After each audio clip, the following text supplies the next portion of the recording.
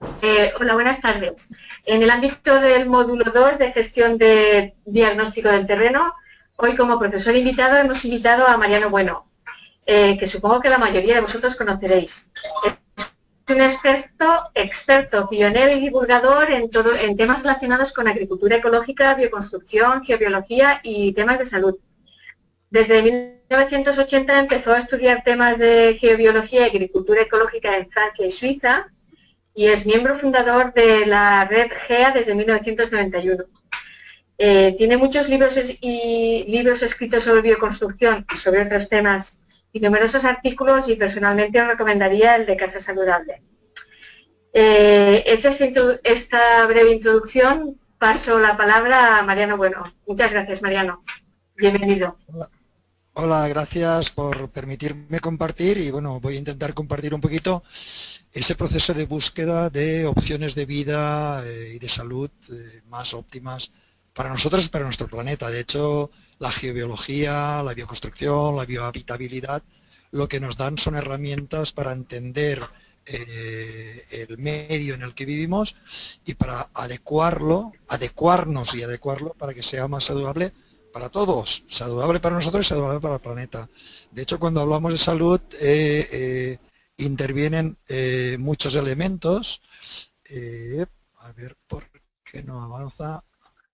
Vale, como la alimentación, la respiración, contacto con la naturaleza. En este caso nos vamos a centrar en el último punto, no porque los demás no sean tan importantes, sino porque de alguna forma es el que centra nuestro planteamiento hoy. Hay infinidad de factores que intervienen en nuestra salud, genéticos, ambientales, estilo de vida, pero curiosamente hoy se ve que el genético es mínimo con respecto a temas de cómo nos influye el ambiente exterior de nuestras viviendas, interior de nuestras viviendas o nuestros estilos de vida. Y todo esto está muy relacionado con la construcción de nuestras viviendas y nuestros hábitats, donde habitamos. Y vemos que hay un gran número de factores o elementos de incidencia, podríamos decir factores de riesgo, pero también de salud, elementos que inciden en nuestra vida y que si no los conocemos podemos llegar a pagar un precio alto por problemas de salud o trastornos a corto o largo plazo al no tenerlos en cuenta. Desde las radiaciones cósmicas, el clima, el lugar donde vivimos, pero también las radiaciones naturales que provienen del subsuelo de la Tierra, los materiales de construcción, sabiendo que hay algunos que son ferromagnéticos, alteran el campo magnético de la Tierra, o los campos eléctricos electromagnéticos que nos envuelven, las microondas de telefonía móvil, de, de las telecomunicaciones, del wifi o la contaminación química dentro de nuestras casas. Son todos elementos que están incidiendo directa o indirectamente y que a lo largo de nuestra vida van a propiciar que disfrutemos de una buena salud o que tengamos algún problema que merme esa posibilidad de disfrutar plenamente de la vida.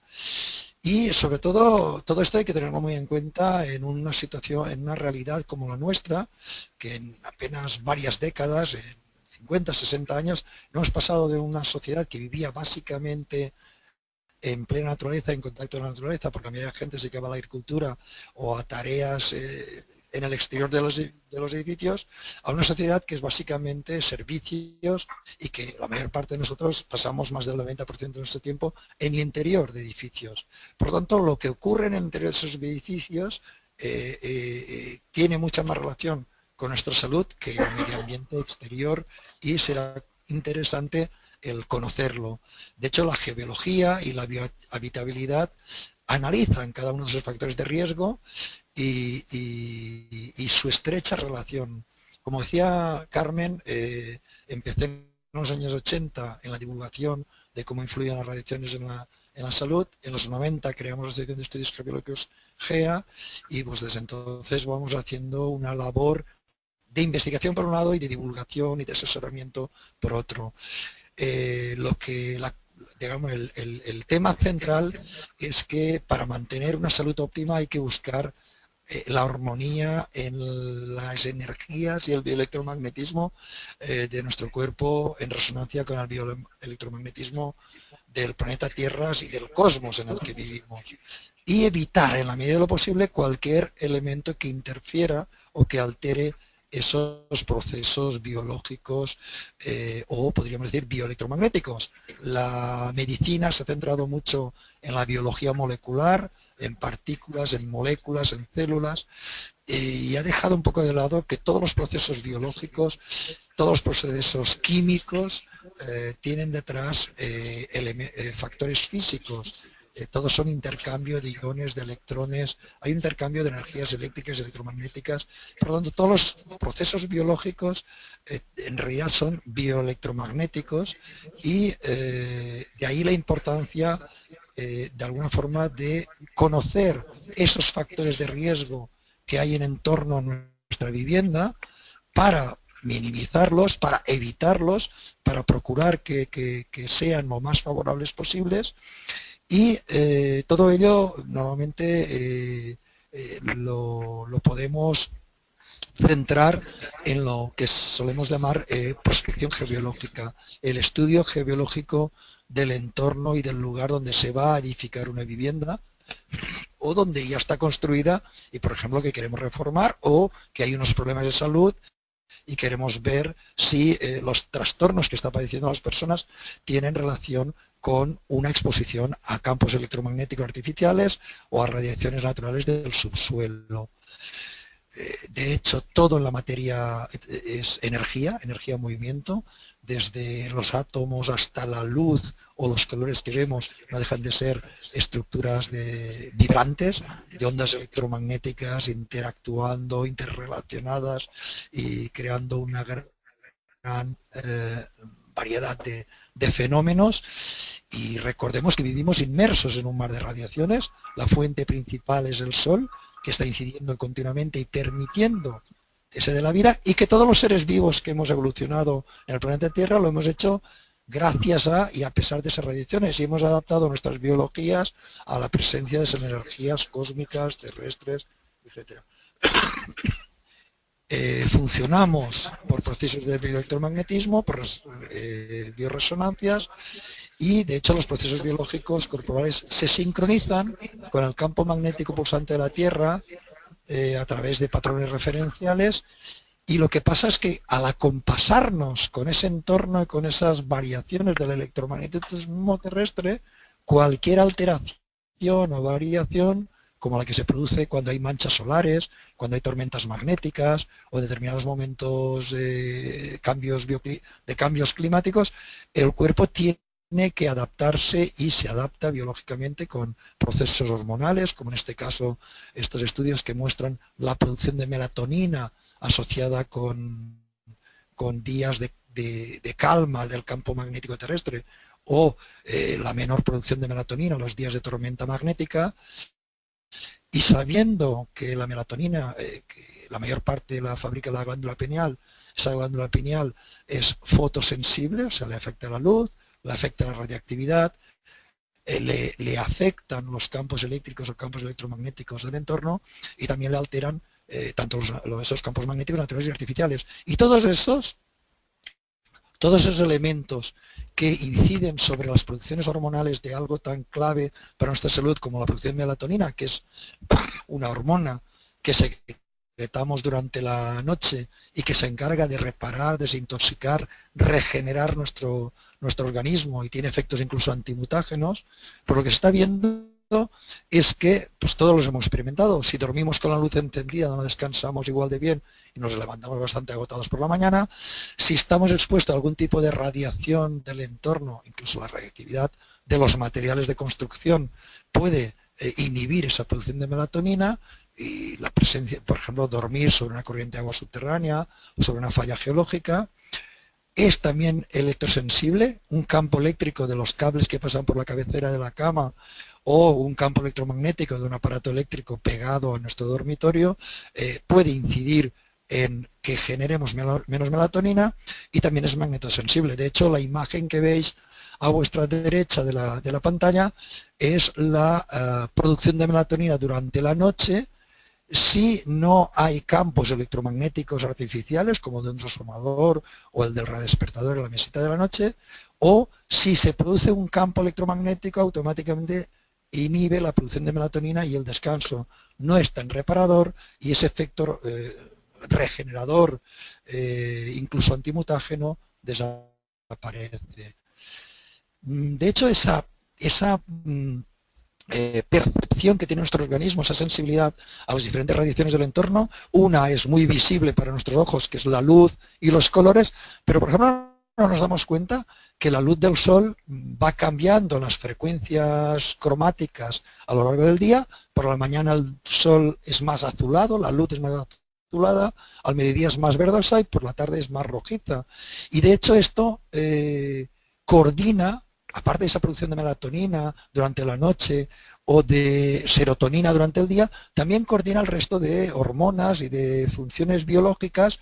de manera que nuestro organismo sabe en cada momento, cuando está expuesto a la luz del día, la hora del día que es y produce las hormonas y los procesos biológicos correspondientes. O sea, nuestros biorritmos se van ajustando con la luz del día y de la noche, pero también durante el día con los cambios en la frecuencia cromática de la luz. Y esto, de alguna forma lo comento, porque a menudo cuando nos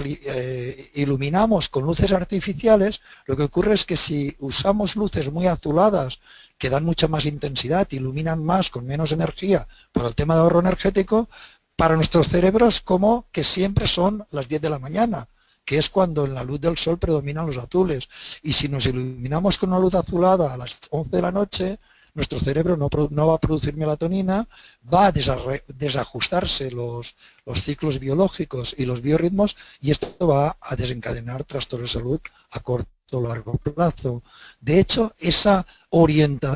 esa biorresonancia entre nuestros campos magnéticos y electromagnéticos con los de la Tierra es un fenómeno que se ha estudiado bastante y, por ejemplo, en 2008 se publicaron estudios de cómo habían visto en observación a través de fotos de Google Maps de parajes naturales que se observó en más de 10.000 fotos que el 95%, por ejemplo, que el 95% de los renos que aparecían en las fotos del Google Maps aparecían orientados con el eje norte-sur, su cuerpo orientado con el eje norte-sur. El 88% de los alces que se observaban en las imágenes de parajes naturales estaban orientados con el eje norte-sur. Y solo el 70%, que también ya es mucho, de las vacas aparecían en esa orientación eje norte-sur. De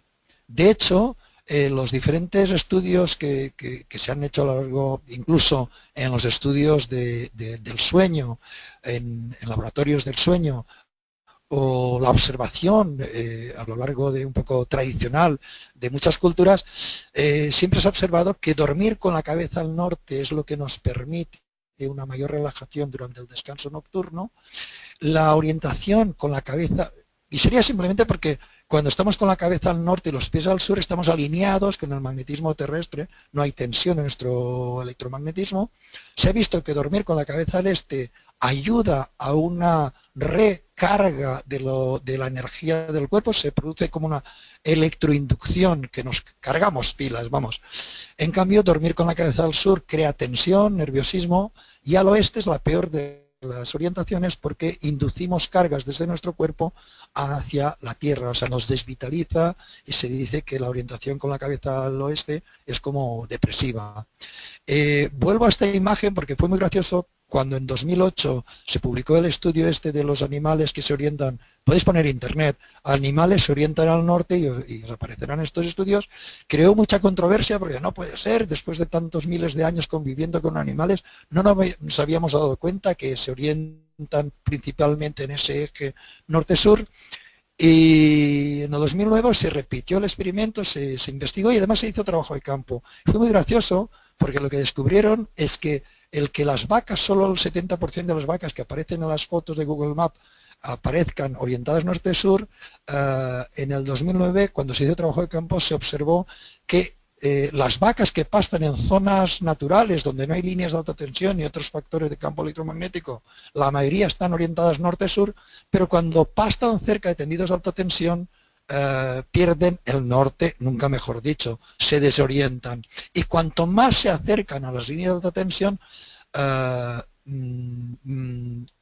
finalmente y en la foto es más o menos lo que podéis ver, aparecen orientadas, o sea, se van orientando no con el flujo magnético del campo magnético de la Tierra, sino que terminan orientadas con el flujo del campo electromagnético de las líneas eléctricas, que en este caso son dominantes. Y de hecho, a mí siempre me ha sorprendido esta parte, porque de alguna forma viene a mostrar que como seres biológicos utilizamos el bioelectromagnetismo corporal en sincronía con el de la Tierra,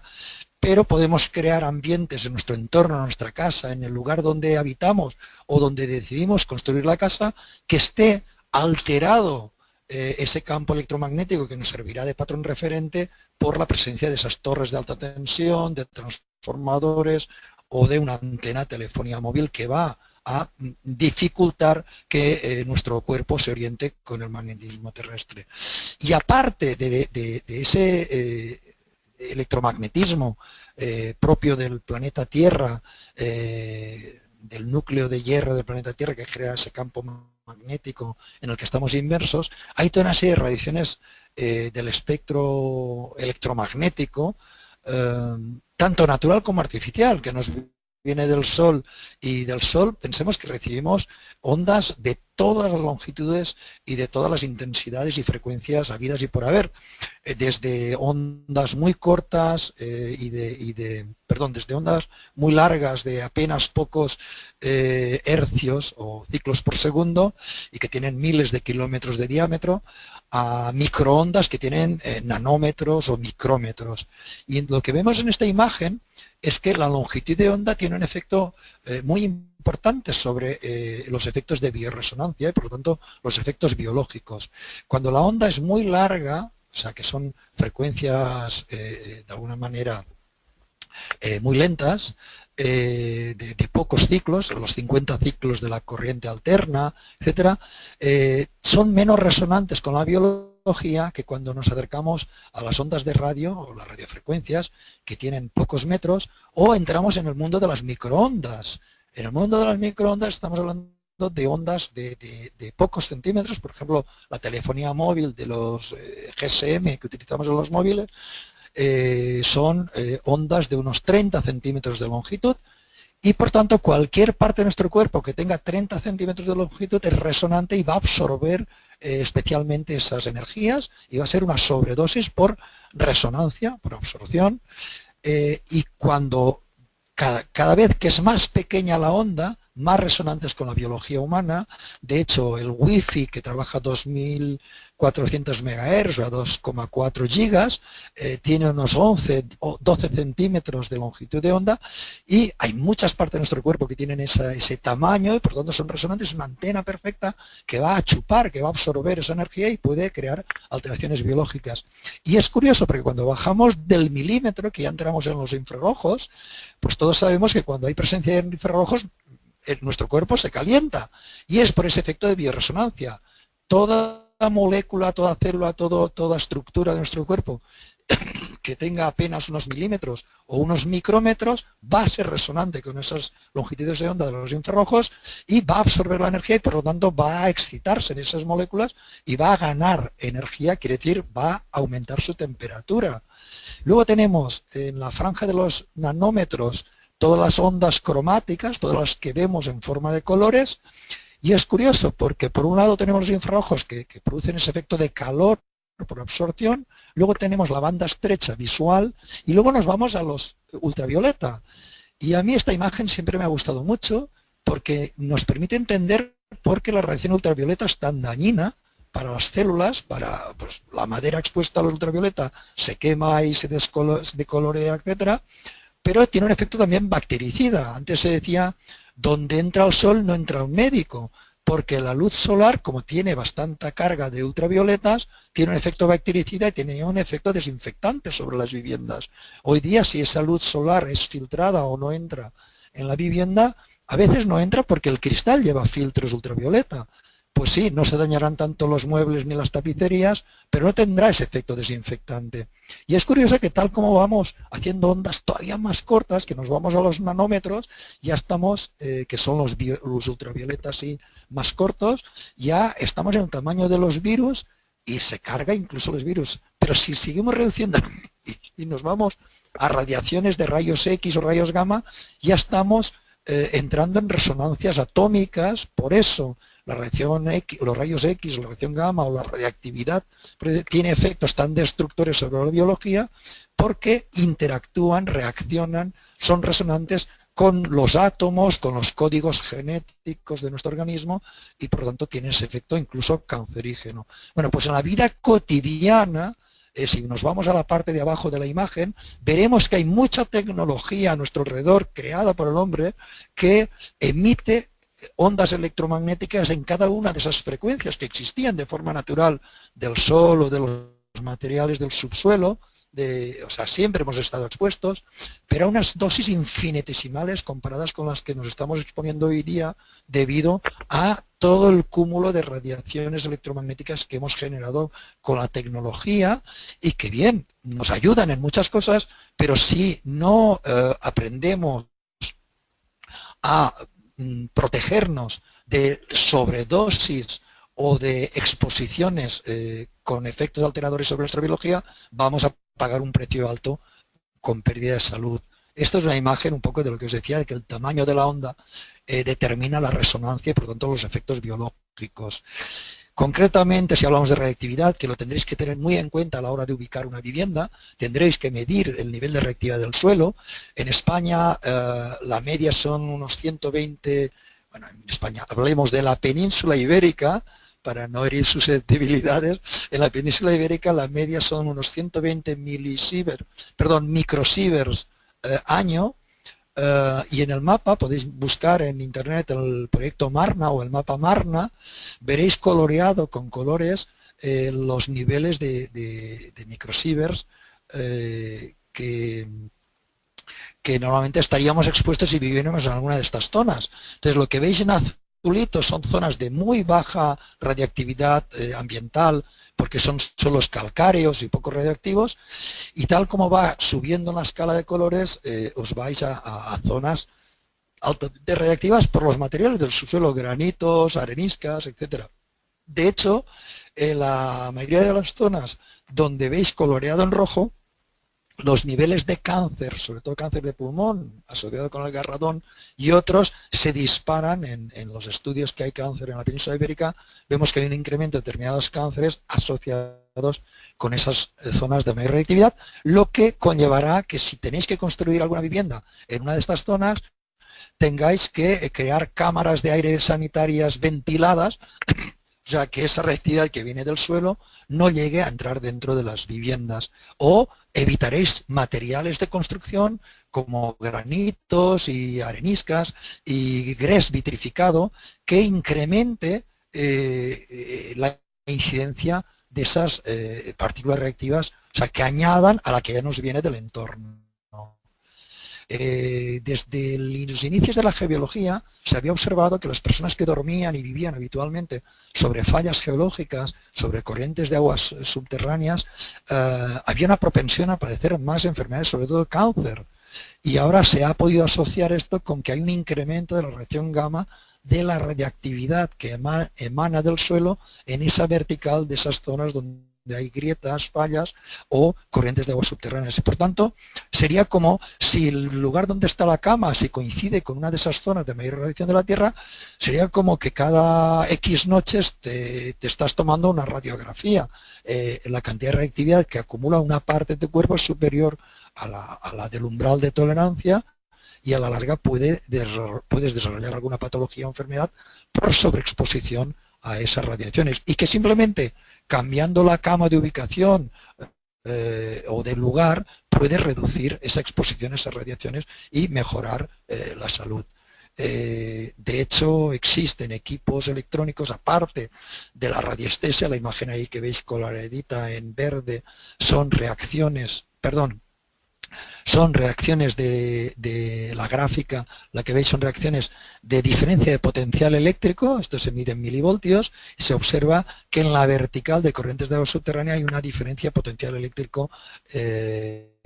clara con respecto a las zonas donde no hay esa incidencia del agua circulando o una grieta en el subsuelo. Y también se ven variaciones sobre fallas, grietas o alteraciones geofísicas del subsuelo. Una vez hemos visto que el terreno es óptimo porque no tiene esos niveles altos de radiactividad o no hay corrientes de agua subterránea, fallas que puedan incrementar esa radiación en ese terreno y hemos elegido el lugar más adecuado, o hemos hecho una distribución de los espacios para que correspondan zonas de poca permanencia, tendremos que mirar también el tema de los materiales de construcción, sabiendo que hay algunos tipos de grés vitrificados o granitos que incrementan y que acumulan, perdón, y que hacen que en nuestra vivienda podamos estar más expuestos durante mucho tiempo a esa mayor partículas radiactivas, etcétera. De hecho, la imagen que veis a vuestra derecha abajo, donde pone elección de los materiales, el fondo blanco, veis que el Geiger marca 95, que son microsieverts año, en realidad el fondo blanco es una piedra calcárea. Las piedras calcáreas son de muy baja emisividad radiactiva, en cambio granitos, piedras areniscas y sobre todo a los vitrificados de algunos materiales de construcción emiten mucha más radiactividad. Y donde tendremos que, un poco lo que os decía antes, si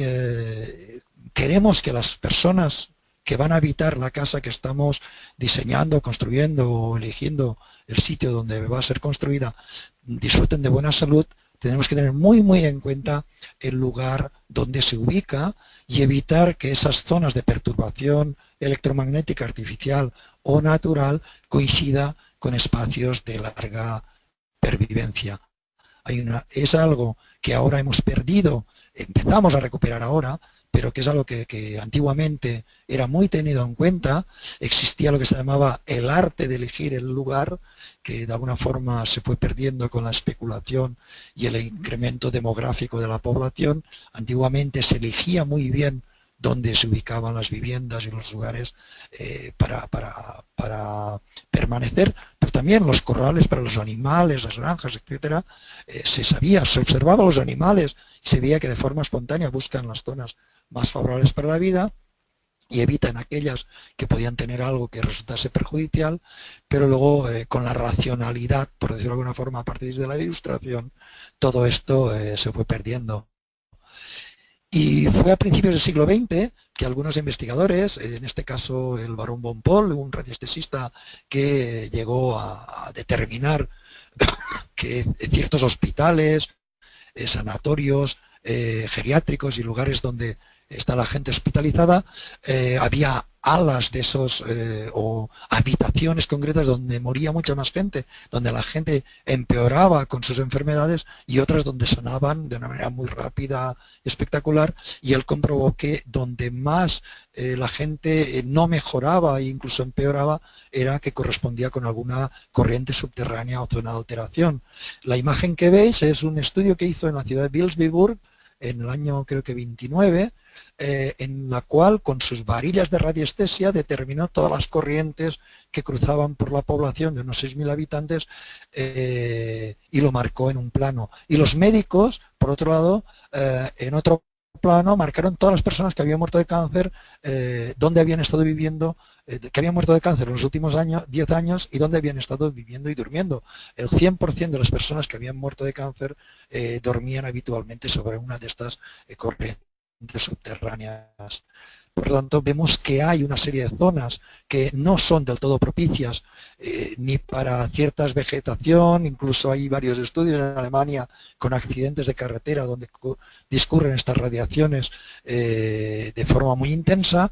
Dentro de la casa podemos ver que hay rincones donde las plantas no crecen o enferman y otros donde crecen espectacularmente, pero sobre todo lo que nos interesa es que esos lugares son lo que se llama geopatógenos, que van a provocar a corto o largo plazo alguna patología o enfermedad que puede ser evitable si evitamos esa permanencia prolongada. Entonces, aparte de que existen esas corrientes subterráneas que van a generar campos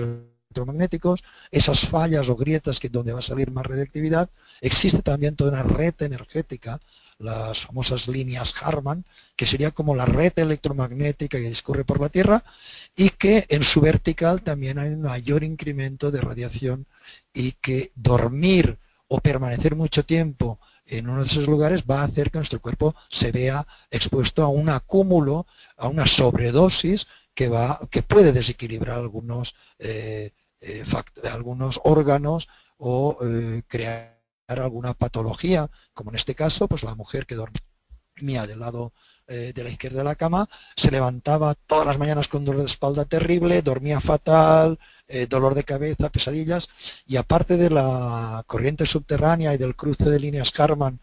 a la altura donde le dolía la espalda, también había un campo eléctrico por la instalación de la cabecera de la cama sin apantallamiento. Curiosamente el marido dormía estupendamente bien, no tenía problemas, incluso estaba convencido que todo eran neuras de su señora, porque no entendía cómo ella no dormía bien. Y fue cuando ella le pidió de cambiar de lado, cambiaron de lado y ella empezó a mejorar y a olvidarse de sus dolores de espalda y dolor de cabeza, y el marido empezó a tener esos trastornos, cuando decidieron pedir una prospección geobiológica y descubrir que en realidad pues parte de los trastornos eran causados por esos factores naturales y artificiales. Un simple cambio en la ubicación de la cama, mover la cama 70 centímetros hacia la derecha, y la desconexión del campo eléctrico de las paredes durante la noche, fue más que suficiente para que los trastornos desaparecieran y los dos pudieran descansar perfectamente. Casos de niños que lloran desesperadamente por la noche y que cuando les cambias de habitación, pues todos esos problemas desaparecen. Por lo tanto, en geobiología, en bioconstrucción, la elección del buen sitio será uno de las claves. Mirad, yo me ha tocado un poquito ese papel de pionero, divulgador. Desde el principio, cuando en los años 80 empecé a estudiar la geobiología, la bioconstrucción, y conocí a algunos arquitectos y geobiólogos suizos, franceses, pues tuve ocasión de visitar varios proyectos y me encontré algo que me hizo reflexionar en su época y que lo sigo observando hoy día. Visité casas construidas con todos los criterios de bioconstrucción, materiales ecológicos, pinturas ecológicas, sin campos, etcétera, pero que habían sido ubicadas sobre corrientes subterráneas, fallas geológicas o alguna línea electromagnética muy potente, y las personas no terminaron de disfrutar la casa, incluso en algunos casos había habido casos graves de cáncer y enfermedades graves. Y a mí me ha tocado, como prospector o experto en geobiología, que llevo cientos de casas prospectadas, encontrarme con casas que me ha sorprendido. Pues, recuerdo un caso en Castellón de una gente mayor, de unas personas ya jubiladas, que me pidieron de mirar la casa, y cuando hice el estudio, pues un bloque de pisos de 6, 8 plantas, de unos 30 años que hacía unos 30 años que había sido construido, sin ningún criterio de bioconstrucción, quiero decir, estructura de hormigón armado, pinturas sintéticas, etcétera, etcétera, cables, tal. Y las camas estaban muy bien ubicadas, la energía general del edificio era muy buena. De hecho, les pregunté cómo estaban de salud, llevaban 20 años viviendo en la casa y realmente no habían tenido trastornos remarcables, aparte de algún resfriado o algo más. Y digo, oye, ¿por qué me habéis pedido de hacer el estudio? De hecho, la mayoría de prospecciones que hacemos, porque hay problemas, la gente quiere si la causa puede tener relación con las radiaciones de ese espacio. Y en este caso, no, porque te oímos en una conferencia y por curiosidad, pero en realidad no tenemos problemas remarcables. Pregunté también por los vecinos del edificio y casi no se daba. Ellos decían, no, aquí la mayoría de gente, hay poca gente que se traslada de casa, hay pocos cambios, porque todos estamos bastante bien, es un ambiente que contrasta con otros edificios que he estado prospectando, donde coincidía el dormitorio principal con alguna corriente fuerte, se agravaba con algún transformador cercano a la vivienda con un campo electromagnético muy potente, y concretamente un caso en Tarragona, la señora con problemas pulmonares graves, asmas, bronquitis discontinua y tal, y asustadísima porque los vecinos de arriba, ella había muerto de un cáncer de pulmón, los de abajo de infarto de miocardio, y los otros, bueno, se separaron a poco tiempo. O sea, todos los pisos de ese edificio en la misma vertical, los matrimonios habían tenido problemas bastante graves. Entonces vemos que aparte de los materiales que tienen que ser sanos, ecológicos, medioambientalmente respetuosos, etcétera, hay un efecto de las radiaciones naturales que, si no lo tenemos en cuenta, al final los moradores de esa vivienda van a pagar un precio con pérdida de salud. Y todo esto a mí siempre me ha hecho mucha gracia, porque la mayoría de arquitectos y arquitectos técnicos y gente vinculada con la construcción tienen un referente que es el Neufert, y en el Neufert, ahí no se ve bien en la página, creo, sí, la 35, de algunas de las ediciones, creo que es la 15ª, la 10, no en todas, aparecen 3 páginas de biología aplicada a la construcción, donde se habla de todo esto, de las corrientes telúricas, de las líneas Harman, de los campos electromagnéticos, de todo lo que estudia la geobiología. Y sé que la mayoría de arquitectos o técnicos que llegan ahí, uy, qué cosa más rara, se saltan las páginas y, bueno, buscas cálculos de estructuras, distancia de separación entre tal, y al final pues se nos queda precisamente toda esa otra parte, que podemos estar hablando horas, pero yo creo que hemos dado ya algunas pautas. Podría estar hablando de todo lo que es la contaminación electromagnética en las viviendas, de baja, de alta frecuencia, cómo esos campos electromagnéticos atraviesan materiales y pueden incidir incluso en enfermedades graves como es la leucemia, que está muy relacionada con exposición a campos electromagnéticos artificiales, etcétera, etcétera. Entonces yo, más que continuar un poquito contando un poco todos los aspectos que estudia la geobiología y la bioconstrucción, casi daría paso a que sean vuestras dudas las que de alguna forma den pie al resto de la información que pueda compartir con vosotros.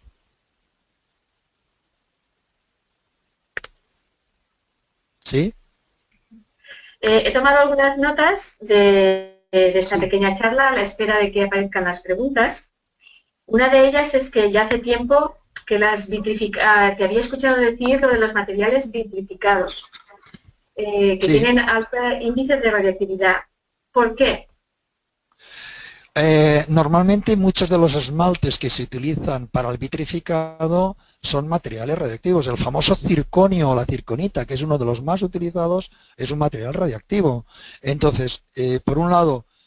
se utilizan sales minerales con un índice de radioactividad alto, de emisión radioactiva alto, y además hay un proceso en el vitrificado de la cerámica, o sea, la misma arcilla que se usa para hacer ladrillos, cuando es tierra cruda puede tener 140, 150 microsieverts o milirems,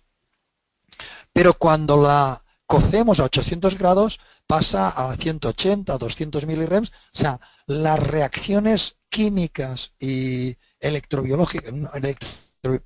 las reacciones químicas que se producen en esos materiales con el cambio de temperatura, o sea, por aporte de radiación, cristalizan de forma que se vuelven más emisores radiactivos. Pero sobre todo cuando se cuecen a más de 1200 grados, todavía se amplifican esas reacciones y son, ya te digo, la misma arcilla cruda tiene una reactividad, cocida a 800 grados incrementa un 20 o 30%, y a más de 1200 grados puede duplicar la emisión radiactiva. Algo parecido también se ha visto con las líneas de alta tensión. Es muy curioso, en un estudio en Inglaterra, que se ha visto que la acumulación de gas radón en las viviendas, con el mismo subsuelo, se incrementa en las viviendas que están cerca de tendidos de alta tensión, como si el campo electromagnético artificial hiciera como de inductor, casi como si fuera una electrostática que atrajera las partículas de radioactividad. Entonces ahí intervienen muchos factores, pero concretamente los vitrificados son las sales que se utilizan de esmalte y la temperatura de cocción. Tengo otra pregunta, y es que en la vertical de una falla, ¿disminuye la intensidad con la altura? ¿No disminuye? ¿Es constante? Depende. ¿Falla o corriente de agua? Sí, sí, depende. Mira, esto tiene que más que ver con el tipo de, a ver, esta por ejemplo. O había una antes que no he redundado mucho en ella. Mira, si son partículas reactivas, el gas radón, que es radiactividad que se manifiesta sobre todo en forma de partículas, partículas alfa, beta, etcétera, y que es muy, de hecho las partículas alfa son las más reactivas, las que crean más mutaciones genéticas y son más dañinas, pero el gas radón es muy pesado y se queda sobre todo en sótanos, plantas bajas y rara vez lo encontramos en plantas altas. De alguna forma los mismos materiales de construcción son un filtro a ese gas radón. Por lo tanto, si lo que emite el subsuelo son partículas radiactivas, solo encontraremos su incidencia negativa en la salud en las primeras plantas y sobre todo en sótanos y en espacios mal ventilados. Pero si lo que analizamos es la vesante, ¿cómo es en castellano? La parte electromagnética, la parte electromagnética de la reactividad, que es la radiación gamma. La radiación gamma es muy, muy penetrante. Pensad que en las centrales nucleares es capaz de atravesar 9 metros de hormigón y 10 centímetros de plomo. Por lo tanto, la radiación gamma la encontramos tanto en la planta baja como en la primera, como la sexta, como la 12ª y varía muy poco. Por eso, las líneas Harman, que una parte de su energía es radiación gamma, las encontramos tanto en una planta baja como en un 12º piso y suele ser muy en la verticalidad de esa fuente de emisión de radiación gamma. Por lo tanto, dependerá de qué elemento está incidiendo. Muy bien. Eh, ¿Tiene la misma capacidad de emitir radiactividad un cruce de Harman que una corriente de agua o una falla? En geobiología y en electromagnetismo, en las dos, no hay a prioris. La cantidad de variables son tantas que nadie, o sea, yo cuando leo algún libro de geología o algún radiestesista dando pautas generales, digo, poca práctica has tenido,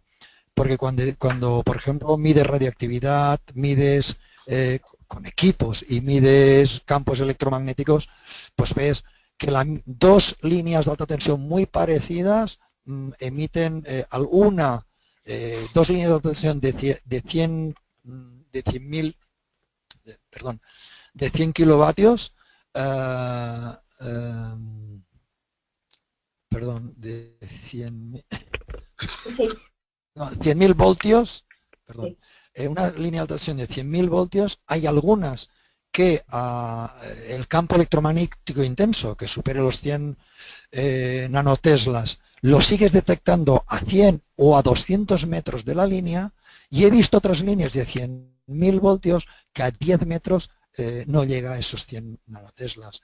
Es más, según la hora del día, cualquier transformador que midamos o cualquier línea eléctrica que midamos con los equipos de medición de campos electromagnéticos de baja frecuencia, veremos que según la hora del día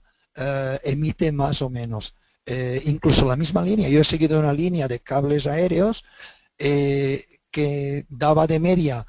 400 nanoteslas, decir que los estudios nos muestran que a partir de 200 nanoteslas se duplican casos de leucemia infantil o de tumores cerebrales, pues una línea que estaba emitiendo a 10 metros 400 nanoteslas,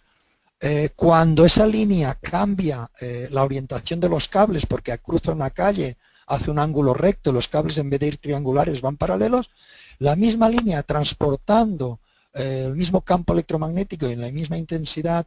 y el mismo amperaje, pasa de emitir 400 nanoteslas a 800 nanoteslas, simplemente por la geometría de la distribución de los cables. O sea, la cantidad de variables son tantas que nunca podemos tener a priori el famoso de distanciarse 1 metro cada 1000 voltios de una línea. Solo es un a priori, en realidad hay que medir. Y lo mismo con la radiación del subsuelo. Cada corriente subterránea, cada falla, varía muchísimo en cuanto a intensidad y geopatogenidad. Es el efecto geopatógeno sobre la salud de las personas, varía muchísimo de una corriente a otra, y con las líneas Harman pasa algo muy parecido. Por lo tanto, es muy difícil de comparar. Una línea Harman en plena naturaleza, donde no haya ni líneas de alta tensión, ni transformadores, ni antena de telefonía móvil, ni tal, primero la encontramos mucho más distanciada, puede superar los 2,5 metros fácilmente, hasta los 3 metros, y su intensidad energética es tan bajita que muchas veces ni siquiera afecta. Por eso algunos investigadores dicen, no, las líneas Harman, eso es un invento moderno, eso no existía, tal. Sí, es cierto, esa red energética ha existido siempre, pero no era perjudicial para la salud hasta que, casi podríamos decir metafóricamente, hasta que se ha visto contaminada por el campo electromagnético artificial de nuestras líneas de alta tensión, antena de telefonía móvil, transformadores, telecomunicaciones, etcétera, y entonces serían como una red de drenaje, como nuestro sistema linfático, que si no hay contaminantes ambientales, el agua que circula por ahí es limpia y sana, pero cuando hay factores artificiales es como que se enturbia, se ensucia y se vuelve geopatógena. Entonces, hay líneas Harman que casi no inciden sobre la salud de las personas y hay otras, sobre todo las líneas Harman cerca de tendidos de alta tensión o transformadores, que son muy alteradoras de la salud. O sea, no hay, de alguna forma, a priori, sino que en cada lugar hay que medir, hay que cuantificar y hay que ver los niveles de incidencia, de posible incidencia sobre la salud de las personas. ¿Existe alguna hora más favorable para realizar estas mediciones? En el caso Sobre de las todo, mediciones, perdona, sí, dime. en el caso de las mediciones de las líneas Harman, por un lado, empiezo al revés. ¿hay aparatos específicos o es con las varillas? Espera, empiezo al revés. Las mediciones para campos electromagnéticos de alta y baja frecuencia interesa, por ejemplo, por suerte hoy día ya hay aparatos de medición de campos electromagnéticos de baja o de alta frecuencia que ya tienen sistemas de registro y que tú lo puedes dejar midiendo las 24 horas del día durante varios días seguidos y luego sacas la gráfica de máximas y mínimas, igual que la temperatura. Entonces observamos que hay tendidos de alta tensión, o que hay antenas, o que hay torres, o que hay transformadores, que hay horas del día que son muy intensas, sobre todo, por ejemplo, muy habitual entre las 8 de la tarde y las 10, 11 de la noche, casi siempre hay mucha más perturbación electromagnética, porque cuando más hogares utilizan la electricidad, y por lo tanto las líneas se sobrecargan o se alteran. Pero hay tendidos de alta tensión que es al revés, que es durante los días las horas del día que son más y es más intensa su radiación, porque suministran, por ejemplo, a una zona industrial a un polígono donde el trabajo es diurno y por la noche hay menos fábricas trabajando, por lo tanto menos contaminación electromagnética. En cuanto a las radiaciones naturales, sí que tenemos muy comprobado que hay horas del día que es más intensa la radiación que sale de la Tierra, sobre todo entre las 2 y las 4 de la madrugada, es cuando más radiactividad escapa del subsuelo y cuando más incide sobre la salud. Por lo tanto, toda persona que se despierte, que tenga dolores, que no pueda conciliar, niños que se despiertan llorando entre las 2 y las 4 de la madrugada, puede sospechar que está durmiendo sobre una de esas corrientes subterráneas en una zona de intensa radiación terrestre. A la hora de medirlo, las horas que nosotros hemos visto que son las ideales es entre las 8 de la mañana y la 1 de mediodía más o menos. Las horas del mediodía solar entre las 12 y las 2 solares, que pueden ser las 3 o las 4, son malas horas para medir porque el ruido de fondo de la radiación solar es más fuerte, es una metáfora, ruido de fondo. La radiación que recibimos del Sol es mucho más fuerte e intensa que la que emite la Tierra, entonces como que falsea la medición. Las mediciones hechas a pleno sol, por decirlo así, de mediodía, a veces se ven falseadas. Y las mediciones que se hacen, por ejemplo, a las 6, 7 de la mañana, también se ven falseadas, porque es curioso que la Tierra va absorbiendo radiación solar, va saturándose y la va descargando por la tarde-noche. La máxima descarga se produce entre las 2 y las 4 de la madrugada, como he comentado, y a partir de las 5, entre las 5 y las 7 es cuando la Tierra está más descargada. Hay muchísimas personas que duermen sobre zonas geopatógenas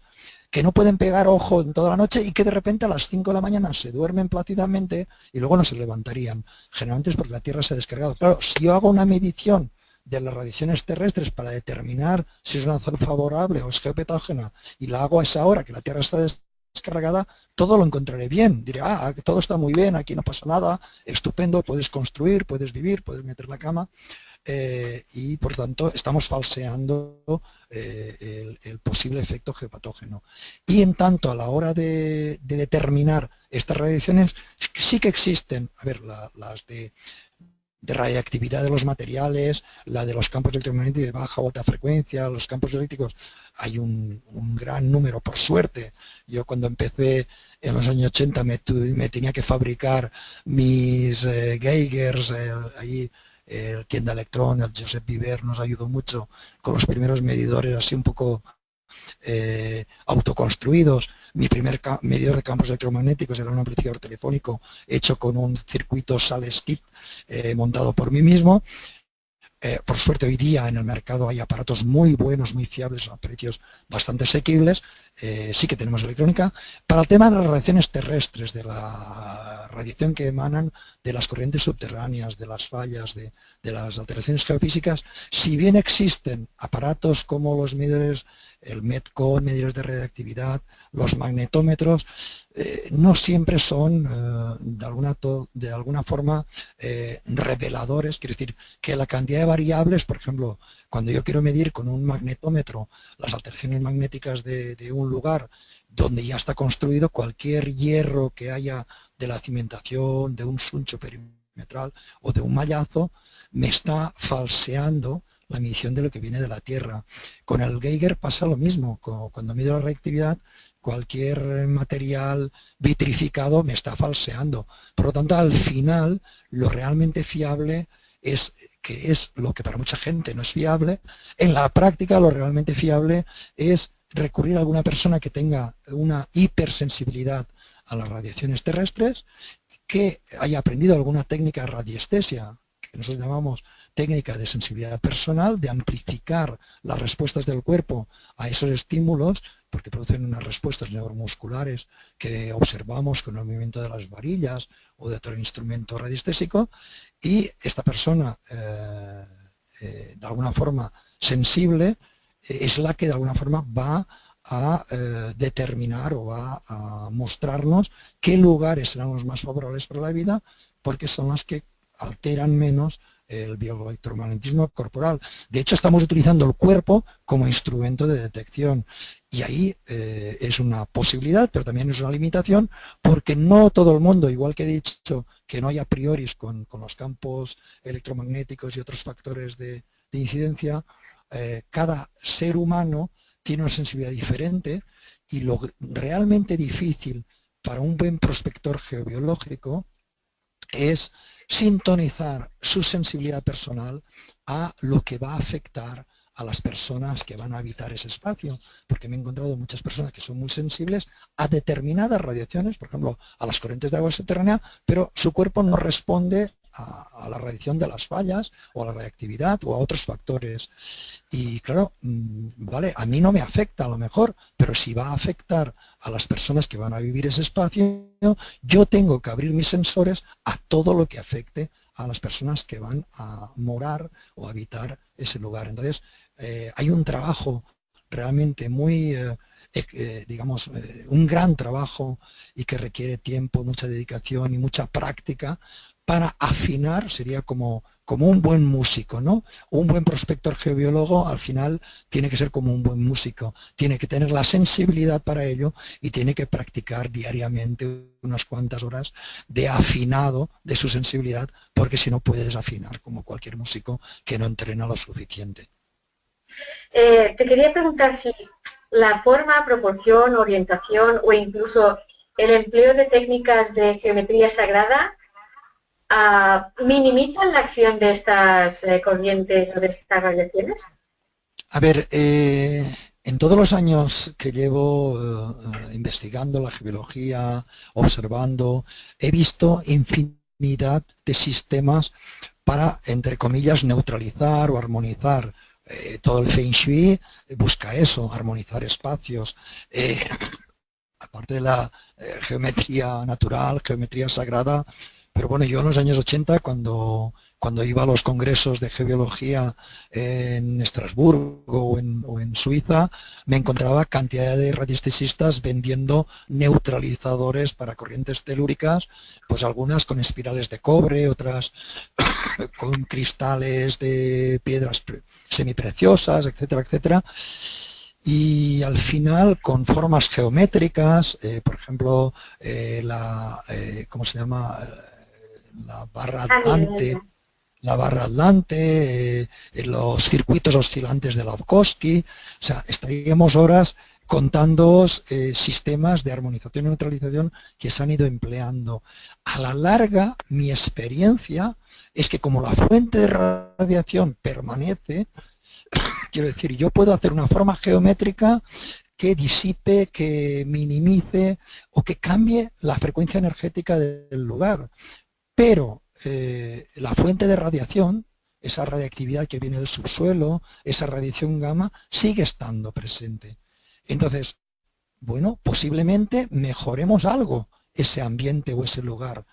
pero siempre, y esa es nuestra experiencia de muchos años, siempre será más positivo y más saludable y dará mejores resultados buscar las zonas de por sí favorables para la vida, lo que llamamos zonas neutras, las zonas que no son las que aprovecha la Tierra para descargar el exceso de energía. A la larga, todo el esfuerzo que hagamos por buscar esos buenos sitios redundará y nos dará mejores resultados que los parches que utilicemos para intentar minimizar los efectos de una zona geopatógena. Entonces ahí sí que es cierto que las ondas de forma y determinadas formas geométricas ayudan a que el impacto sea menor, pero en la práctica lo que realmente funciona, y esos son mis 30 años de experiencia, es elegir buenos sitios, sitios de que por sí ya son favorables, porque no hay que hacer ningún esfuerzo. No hay que estar siempre pendientes de si algo se ha desajustado o si ya no funciona. Yo he visto muchos neutralizadores que son efectivos, nosotros decimos son efectivos proporcionalmente a su precio. Si es muy caro, la efectividad dura más meses, si es muy barato dura menos. Y es que algunos de los neutralizadores que he visto en casas funcionaban por ese efecto autosugestión bueno, yo me convenzo de que esto mejora mi entorno, mi cuerpo responde a mi convencimiento y me siento mejor. Pero en el momento que cojo un resfriado o empiezo a estar mal y dudo del neutralizador, deja de ser efectivo. Por lo tanto, no sé, para mí me plantea muchas dudas. Habría que investigar mucho, hacer mucha investigación a doble ciego, evitar autoengaños y por tanto prefiero gastar tiempo y energía en la búsqueda de los buenos sitios. Y ahí tengo que decir, en absolutamente todas las viviendas prospectadas, siempre hay zonas más favorables para la vida y siempre hay zonas más perjudiciales o geopatógenas. Entonces, empecemos por ahí, en buscar los buenos sitios. Y una vez elegidos los mejores sitios de cada lugar, de cada espacio, de cada vivienda, si podemos mejorar ese ambiente con geometría sagrada, geometría natural, Feng Shui, los colores realmente son unos armonizadores increíbles. Si tú consigues determinar la frecuencia dominante cromática de la radiación terrestre y pintas con colores complementarios a esa frecuencia, creas armonía y ese espacio que era difícil de habitar se vuelve mucho más biótico. O sea, hay muchas posibilidades, pero no olvidemos que el primer punto y el más esencial será buscar los buenos sitios. Pues muchas gracias, como siempre es un encanto hablar contigo, volver a hablar contigo otra vez. Y coincido que el buen lugar debe saber buscarse y gente como tú siempre ayuda. Muchas gracias por haber estado con nosotros y nos vamos viendo. Espero haber podido contribuir, aportar mis granitos de arena y os animo a eso, a hacer un buen trabajo. Pensad que realmente con cosas muy sencillas como esa búsqueda del buen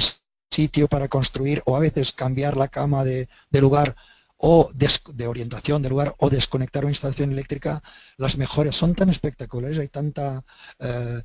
salud con actos tan sencillos que están a nuestro alcance, y os animo a investigar a fondo, experimentar y de alguna forma disfrutar de las buenas energías del entorno y de la vida. Salud y buen año.